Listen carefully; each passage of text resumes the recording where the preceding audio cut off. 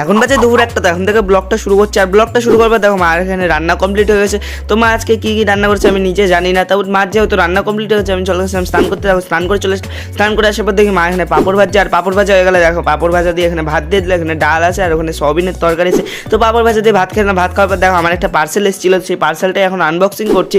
তো পার্সেলটার মধ্যে দেখো আমার দুটো টি শার্ট ছিল। তো টি শার্টগুলো কীরকম তোমাদের দেখো খুলে দেখাচ্ছি।